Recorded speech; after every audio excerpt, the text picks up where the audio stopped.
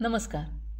शारदीय नवरात्राच्या दुसऱ्या दिवशी आज आपण बघणार आहोत देवीचं दुसरं रूप, ज्याचं नाव आहे देवी ब्रह्मचारिणी. अर्थातच या नावामधूनच आपल्याला देवीच्या रूपाचा आणि देवीच्या कारकत्वाचा अंदाज येईल. देवीच्या या अवतारामध्ये ब्रह्मचर्य व्रताचं पालन आणि त्याचबरोबर कठोर तपश्चर्या यांना महत्त्व दिलं गेलं आहे.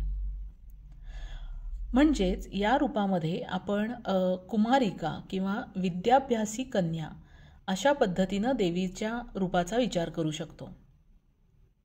देवीचं हे रूप अतिशय तेजस्वी आणि भव्य आहे. ब्रह्मचारिणी देवीच्या उजव्या हातामध्ये जपमाळ आहे आणि डाव्या हातामध्ये कमंडलू आहे. देवीच्या ब्रह्मचारिणी रूपामध्ये पांढरी वस्त्रे परिधान केलेली अशी देवी आपल्याला दिसते. मन एकाग्र करण्यासाठी तपश्चर्येचा अर्थातच मेडिटेशनचा मार्ग हा नेहमीच अवलंबला पाहिजे. एका पौराणिक कथेनुसार ब्रह्मचारिणी देवीने अनेक हजार वर्षांची कठोर तपश्चर्या केली. या तपश्चर्येमध्ये तिचे शरीर अतिशय अशक्त झाले होते. तिची ही अवस्था बघून तिची आई मैनावती खूप दुःखी झाली आणि तिनं तपश्चर्येपासून परावृत्त करण्यासाठी तिला उमा अशी हाक मारली.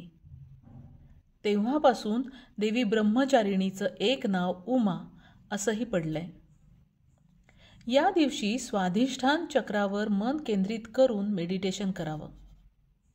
देवी ब्रह्मचारिणी आपल्याला शिक्षणाच्या काळामध्ये म्हणजे शैक्षणिक काळामध्ये येणाऱ्या अडचणी कशा दूर केल्या पाहिजेत, आपलं लक्ष किंवा आपला फोकस कसा क्लिअर असला पाहिजे आणि त्यासाठी वाटेल ते कष्ट घेण्याची आपली तयारी असली पाहिजे हेच दर्शवते.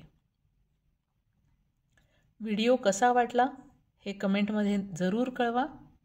असेच पुढचे 7 दिवस एक व्हिडिओ अपलोड केले जातील, ते जरूर पहा.